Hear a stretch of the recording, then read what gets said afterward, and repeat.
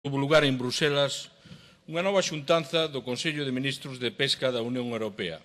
Entre os asuntos máis relevantes a tratar en devadito encontro estaba o de determinar os totais admisibles de capturas, tas e cotas para o ano 2013. Os tas e cotas repártense entre os países da Unión segundo un sistema chamado de estabilidade relativa, en virtud do cual mantense estable cada cota nacional respecto das demais, aínda que a cantidade total de peixe que pode capturarse varíe segundo a produtividade das poboacións. Señora conselleira, vostede unha vez máis tivo a honra de formar parte directa do equipo encargado de a negociación dos tas e cotas para o ano 2013.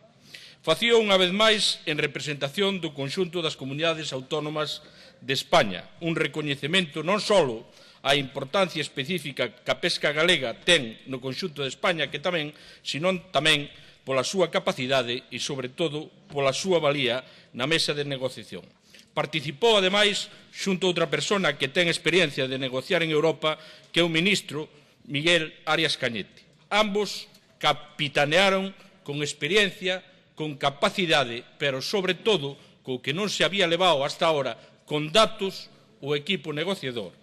E temos que recoñecer que a posición de partida para a negociación era moi dura, xa que era tremendamente restrictiva a proposta inicial da Comisión Europea.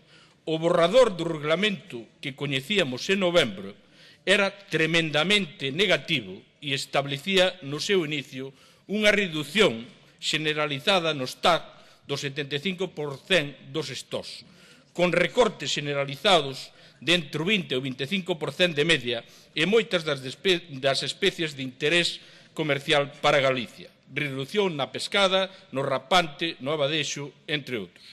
A posición inicial propuxo reducir os TAS respecto do 2012 para o ano 2013 en 65.700 toneladas. E para facer frente a esta situación tocaba acudir cos deberes feitos. E aquí hai que dicir que Galicia si fixo os deberes e chegou a Bruselas cos deberes feitos. Vostedes negociaron cos deberes feitos para ir a Europa ca razón na man e poder facer valer, pero sobre todo, poder convencer.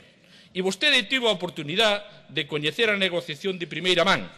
E dai a importancia de que comparta nesta Cámara a súa valoración, igual que temos e sabemos que puido dar conta do resultado tras o devandito Consello Galego de Pesca. Moitas grazas, por eso, señor Balseiro. a pregunta...